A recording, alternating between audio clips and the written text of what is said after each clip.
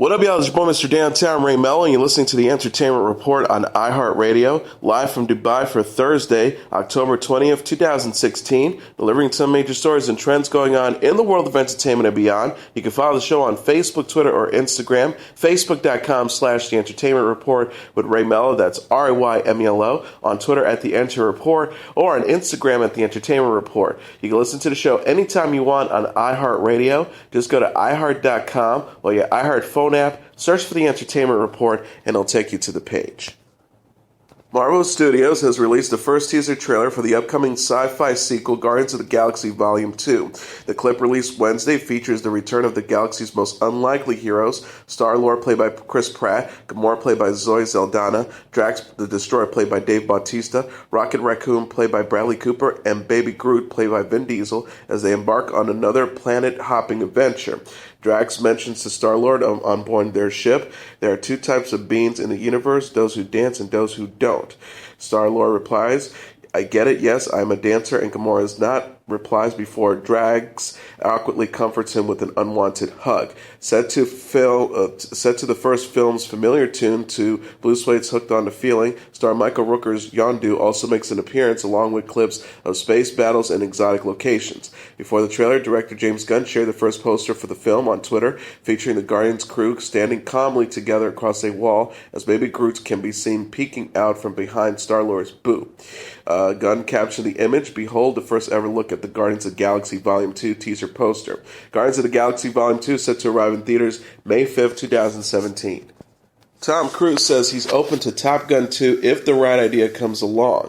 The 54-year-old actor played Lieutenant Pete Maverick Mitchell in the original 1986 movie, discussed the possibility of a sequel while recalling his time on the film Tuesday on Jimmy Kimmel Live. Cruise told host Jimmy Kimmel, it's just got to be right, that's all, we just have to figure it out. Top Gun earned $356 million at the box office and was chosen for preservation in the National Film Registry in 2015. The movie followed Maverick, a young Navy aviator, as he trained at the Fighters Weapons Schools in San Diego. Cruise recalled of the filming, we did all the training and now came the day that we've got to fly. First flight in the morning, we were going really hard and moving around, and we did 9.5 G's. I had the bag and the vomit bag between my legs, and in between takes, I would throw up. He also added, I had 2 more flights after that in the day. We got incredible footage, flew twice the speed of sound. It was really incredible, just unbelievable. Cruise had experienced interest in a sequel at the Munich premiere of Mission Impossible Ghost Protocol in 2011. The star revealed that at the time, he had been in contact with director Tony Scott and producer Jerry Bruckheimer. He told The Telegraph, never thought I would ever consider that, but Tony Scott and I, the director, and Jerry Bruckheimer have been hammering out a little bit of a story to see where that could go and what that world would be like today. The actor added, I love to fly those airplanes. I want to get back in those airplanes. They're fantastic. They're fantastic planes. We're talking about it. Cruise is slated for American Made with Domhnall Gleeson and The Mummy reboot with Sofia Boutella. He's also reprising Ethan Hunt in Mission Impossible 6, Mission Impossible. Anna Camp will return to star in Pitch Perfect 3. The 34-year-old actress confirmed she'll reprise Aubrey Pausden in a Twitter tweet Tuesday after the news broke earlier in the day. She captioned a photo of her character, it's official, she's back. Hashtag Pitch Perfect 3. Camp will join fellow returning stars Anna Kendrick and Rebel Wilson, plays Becca Mitchell and Patricia, a.k.a. Fat Amy. Step Up All In, director Trish Sy will helm the sequel, according to The Hollywood Reporter. The original Pitch Perfect opened in 2012 and earned $115 million at the box office.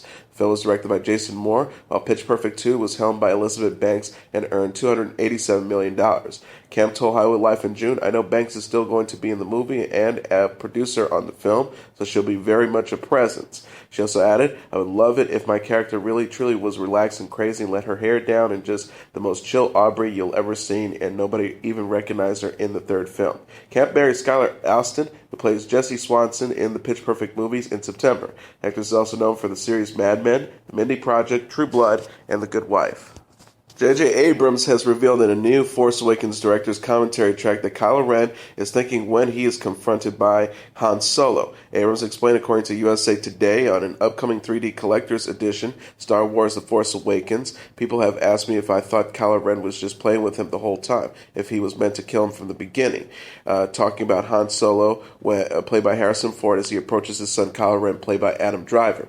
He continued by saying, the truth is, I think that Kylo Ren in this moment is actually being convinced to walk away from this, talking about how Solo tries to get Kylo Ren to leave behind the dark side and Supreme Leader Snoke, played by Andy Serkis, and come back home. He states, Snoke is, as Han says, using him, and I think that somewhere Ben knows this, but I think he can't accept it. Deep down, he has gone too far. The director even observed how the pivotal scene sets up how a death was imminent and how it called back to previous films in the franchise. Abrams said, obviously any time two characters in Star Wars go out on an incredibly thin bridge 10 miles above the ground with no railings, it's not going to end well with one of them. The 3D Collector's edition of The Force Awakens is set to arrive in stores November 15th. The aftermath of Kylo Ren's meeting with Han Solo will further be explored in the upcoming sequel of Star Wars Episode 8, which is due in theaters December 15th, 2017. The film is being directed by Rian Johnson in place of Abrams. Driver said previously of the two directors, their temperaments are different. I feel like there were so many moving pieces in the first one, just trying to solve it and set the vocabulary for what it was. There was a lot of anxiety gone because people had developed a language. He continued by saying, I think it's more of a testament to Ryan coming into something very established and making it his own. Can't wait to get on set just because he's so unassuming and intelligent and approachable. The script they've come up with is really great. American Horror Story creator Ryan Murphy announced that Taissa Farmiga will return to the show during its current sixth season, which will have a radical twist. Wednesday's episode will see main cast members Sarah Paulson, Evan Peters, and Kathy Bates assume different roles while the show is halfway through the season. Co-creator Ryan Murphy says it's a radical twist, a complete new form of storytelling. He added what happened with this season, which is really broken into two halves, 1 through 5, which everybody has hopefully seen, and then 6 through 10. It's a completely different narrative form. Things that you thought to be true about people are revealed to not be true. And it was exciting to work on because it was like working on two shows at once. The big twist of episode 6 will take you into a complete other world. Taissa Farmiga is also returning to the show in what Murphy calls a mind-blowing twist. American Horror Story's Roanoke airs on FX on Wednesday nights. And in a related story, FX has renewed American Crime Story for a third season, which will focus on the murder of Johnny Versace ahead of its Season 2 Katrina-themed premiere. Season 3 of Ryan Murphy's FX hit is expected to premiere in 2018, with 10 episodes focused on the 1997 murder of high-end fashion designer Johnny Versace, who was shot and killed by serial killer Andrew Cunanan on the steps of his Miami home. Versace Cunanan, American Crime Story, will draw from the book Vulgar Favors by Maureen Orth. Tom Rob Smith has been tasked with penning the first 2 episodes. The series' second season will focus on the aftermath of Hurricane Katrina, which ravaged New Orleans and the Gulf states in 2005. Murphy received an Emmy nod for his directing work on the first season, People vs. O.J. Simpson. Tobey Maguire and Jennifer Meyer announced they are separating after 9 years of marriage and 13 years together. Maguire and Meyer said on Tuesday in a statement to People magazine, after much soul-searching and consideration, we have made the decision to separate as a couple. As devoted parents, our first priority remains raising our children together with enduring love, respect, and friendship. The pair met in 2003 and were married 4 years later. They have 2 children, daughters Ruby 9 and son Otis 7. Maguire is most famous for his role as Peter Parker in Sam Raimi's Spider-Man films. Emma Stone gave a spot-on impression of Britney Spears during a round of Vogue magazine's 73 Questions. The interview segment, released Tuesday in conjunction with Stone appearing on the cover of Vogue's latest issue, features the actress covering Spears' 1998 Baby One More Time after she is asked to give her best impression of someone famous. Stone is then able to perfectly capture the pop star's signature vocals during the opening lines of the songs. Other highlights from the clip include Stone explaining that she can't live without love in whatever form that takes, that her Zombieland co-star Jesse Eisenberg is one of the funniest people in the world, and that her favorite food are French fries and Brussels sprouts. Stone appears on the November issue of Vogue. Actor James Franco is being sued by a photographer who claims Franco attacked him at the Lana Del Rey concert in October 2014. Court documents show David Tonneson says he was taking photos of Del Rey's show at the Hollywood Forever Cemetery when Franco approached him from behind, charged at him, and headbutted him in the stomach, knocking him to the ground before disappearing back into the crowd. Tonneson says Franco smiled rather demonically and with a blank expression of joy on his face. The photographer alleged he was left with severe and permanent physical and psychological injuries. Tonneson is suing for assault, battery, and intentional infliction of emotional distress and is looking for monetary and punitive damages. Franco has not commented on the charges. Andy Karl is to play television weatherman Phil Connors in the upcoming Broadway musical Groundhog Day, producers announced Wednesday. The stage adaptation of the classic Bill Murray movie from 1993 will feature music and lyrics by Tim Minchin, booked by Danny Rubin, and directed by Matthew Warchus. It is scheduled to begin previews on March 16th at Broadway's August Wilson Theater, with an opening night set for April 17th. Tickets are on sale now. Groundhog Day tells the story of a cynical Pittsburgh TV weatherman who is sent to cover the annual Groundhog's Day event in Punxsutawney, Pennsylvania, when he finds himself caught in a time loop, forced to repeat the same day again and again and again, a press release noted. The musical version was first performed at the Old Vic in London on July 20th.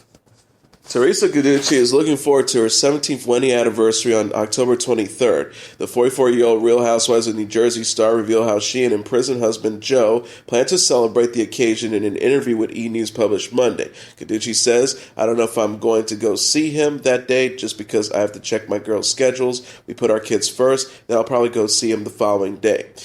She also shared, he says he has a surprise for me and that he wrote me a song. I got to pitch it out there. He wants John Legend to sing it to me. I send him cards all the time, and he said he's sending me a special card too.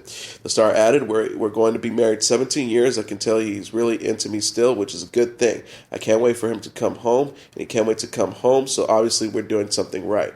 Teresa and Joe Giudice were sentenced to 15 and 41 months in prison, respectively, in October 2014 for fraud. Giudice completed her sentence early in December. Joe Giudice is serving his at Fort Dix Federal Correctional Institution. The star told People magazine in September, "We've always been close, but when you go through things like this, either it can break you or make you stronger as a family or as a couple, and obviously is doing that for us." She also added, "If anything, you know what they say, when you're away from each other, it makes the heart grow fonder. It definitely is doing that for us." Teresa and Joe Giudice share 4 daughters, 15-year-old Gia, 12-year-old Gabriella, 11-year-old Melania, and 7-year-old Adriana. The Real Housewives of New Jersey airs Sundays at 8 p.m. Eastern Standard Time on Bravo. Ashley Olsen is appearing to have a new man in her life. The 30-year-old designer was spotted with entrepreneur Hayden Slater in Los Angeles on Monday, 2 days after the Press Juicery co-founder shared a photo of himself and Olsen holding hands. Olsen was seen with Slater and his dog Finley on a hike Monday, according to E! News. The star was dressed casually in a sweatshirt and sweatpants, but accessorized with aviator sunglasses. The former Full House star and Slater had attended an engagement party with Olsen's twin sister, Mary Kay Olsen, and her husband, Olivier Sarkozy, on Saturday. The pair looked cozy in a group picture Slater posted on Instagram. He captured the snapshot, "So it begins, hashtag engagement party time, hashtag Maggie becomes Hayden." Olsen previously dated Foxcatcher director Bennett Miller and businessman David Schultz and was linked to artist George Condo in August. She revealed once the quality she most likes in a man in an interview for Oprah. "Probably loyalty," the designer told Mary Kate. Actress Amanda Seyfried has opened up about living with obsessive-compulsive disorder and how she has treated her mental illness. The actress shared in the latest issue of Allure magazine, "I'm on Lexapro, and I never get off of it. I've been on it since I was 19, so 11 years I'm on the lowest dose." She continued by saying, "I don't see the point of getting off of it, whether it's placebo or not. I don't want to risk it. And what are you fighting against? Just the stigma of using a tool." She continued about wanting to remain medicated. She said, "A mental illness is a thing that people cast in a different category from other illnesses, but I don't think it is. It should be taken as seriously as anything else. You don't see the mental illness. It's not a mass. It's not a cyst, but it's there. Why do you need to prove it? If you can treat it, you can treat it." Seyfried revealed how OCD has affected her life and how it has led to anxiety.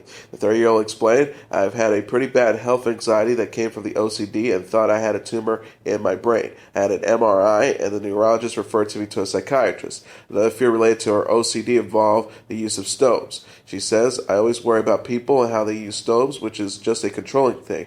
It's about the gas. You could so easily burn down something if you leave the stove on, or the oven." Seyfried last made headlines in September when she became engaged to her Last Word co-star Thomas Sadoski.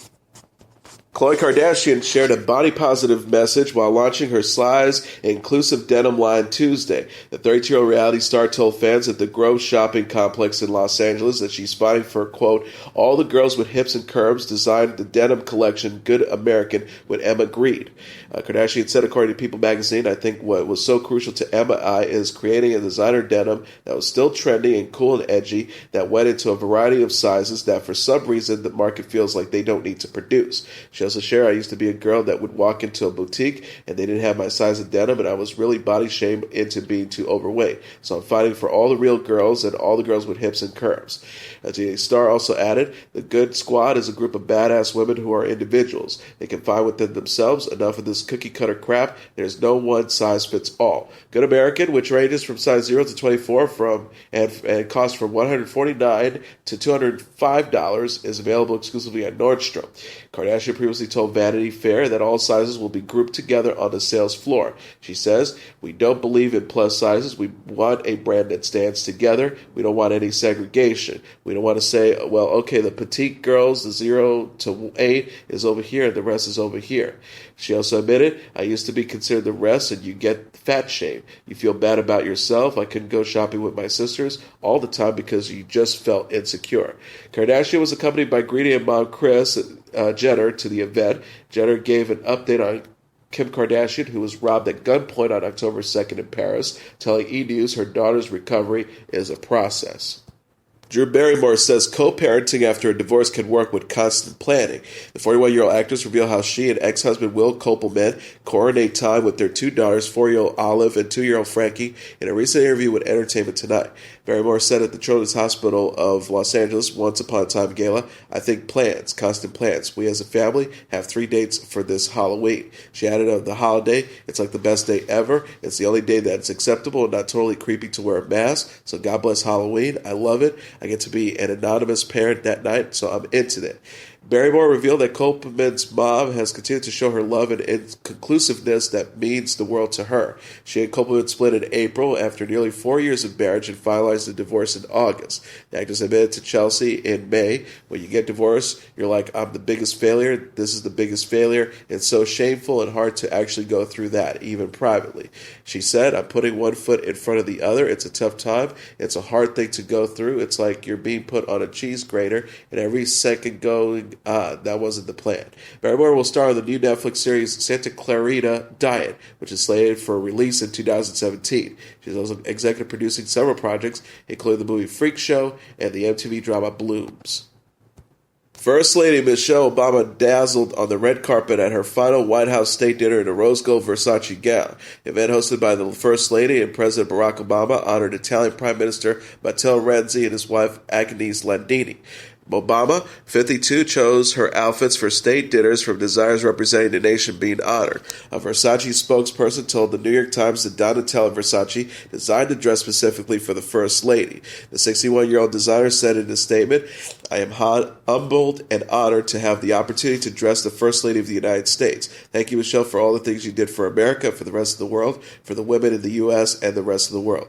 Vice President Joe Biden, singer Frank Ocean, and Today's Show host Savannah Guthrie were among the other famous faces in attendance. Guests enjoyed a meal prepared by chef Mario Batali and a performance by singers Gwen Stefani and Blake Shelton after dinner.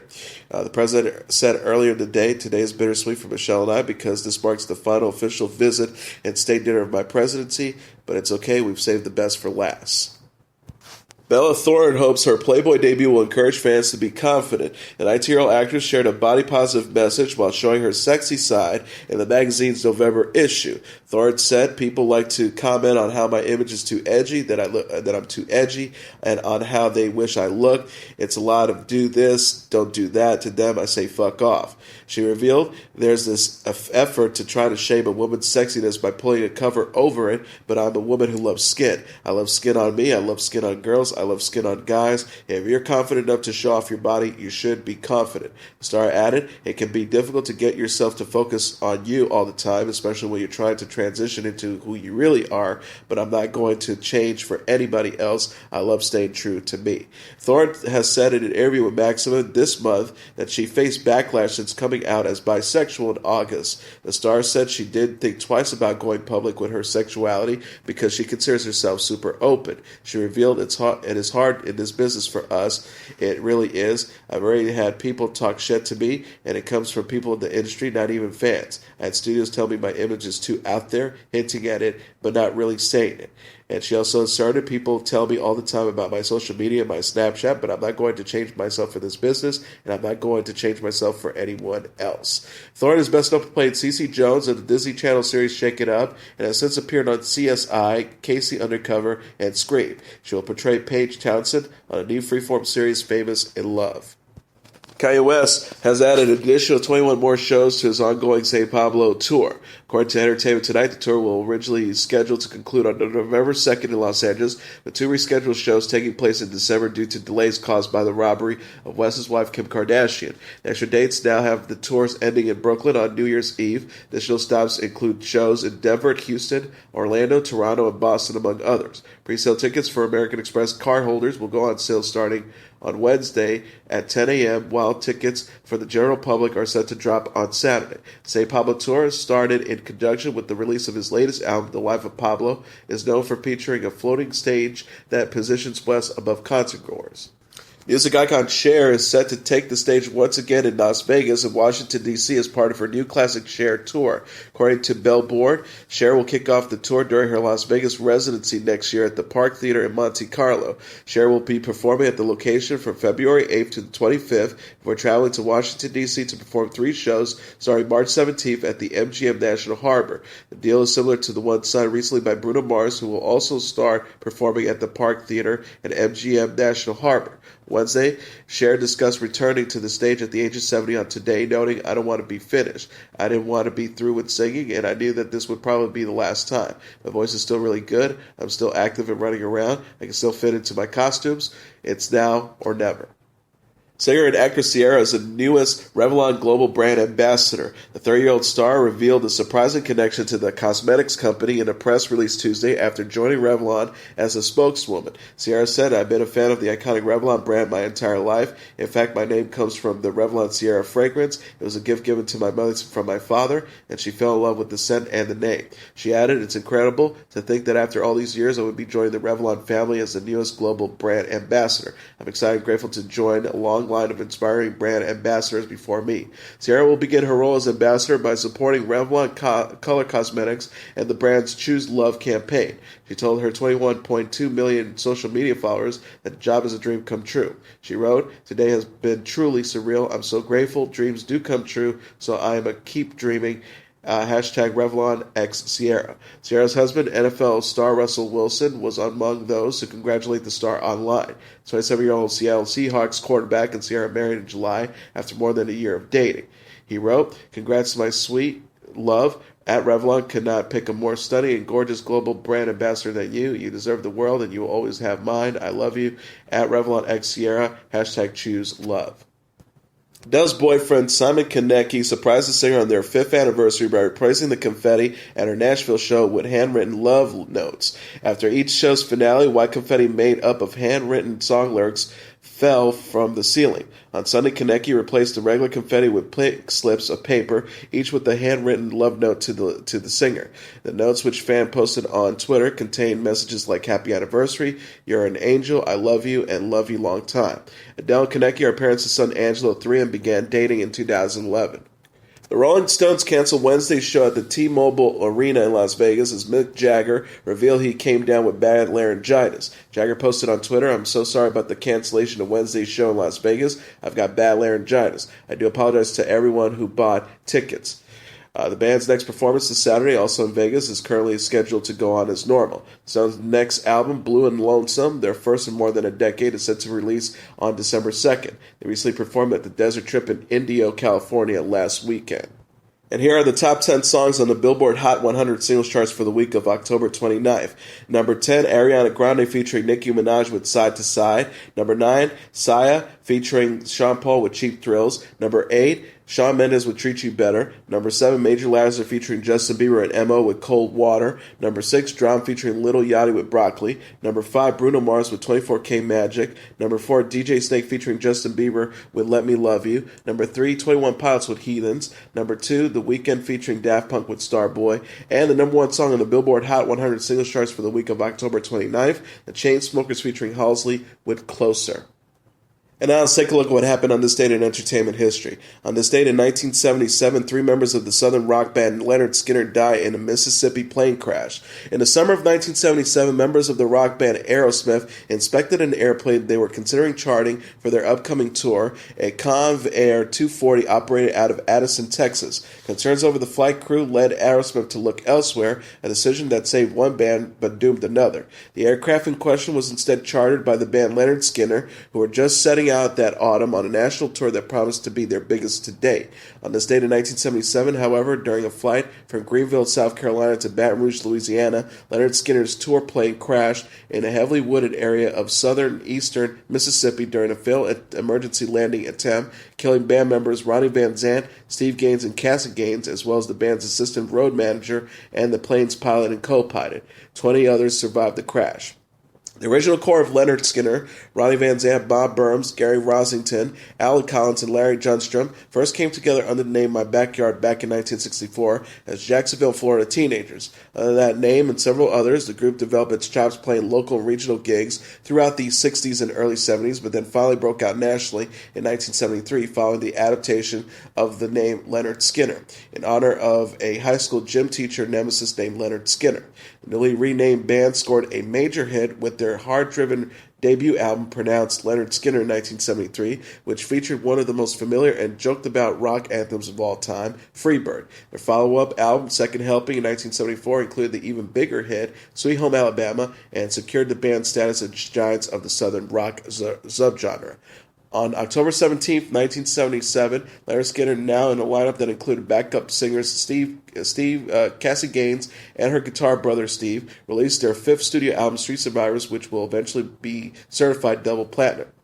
3 days later, however, tragedy struck when their charted Convair 240 began to run out of fuel at 6,000 feet en route to Baton Rouge. Plane's crew, whom the National Transportation Safety Board would hold responsible for the mishap in the accident report issued 8 months later, radioed Houston Air Traffic Control as the plane lost altitude, asking for directions to the nearest airlift. The pilot told Houston Center at approximately 6:40, "We're low on fuel and we're just about out of it. We want vectors to Macomb, Airfield Post Hayes, please." Approximately 13 minutes later, however, the plane crashed just outside Gillsburg, Mississippi. And that is your entertainment report for Thursday, October 20th, 2016. I'm your host, Mr. Downtown Ray Melo. I'll be back tomorrow to deliver some major stories and trends going on in the world of entertainment and beyond. You can follow the show on Facebook, Twitter, or Instagram. Facebook.com/The Entertainment Report with Ray Melo. That's RAYMELO. On Twitter at The Enter Report, or on Instagram at The Entertainment Report. You can listen to this episode or any previous episodes of The Entertainment Report anytime you want on iHeartRadio. Just go to iHeart.com or your iHeart phone app, search for The Entertainment Report, and it'll take you to the page. Good night, and God bless you all.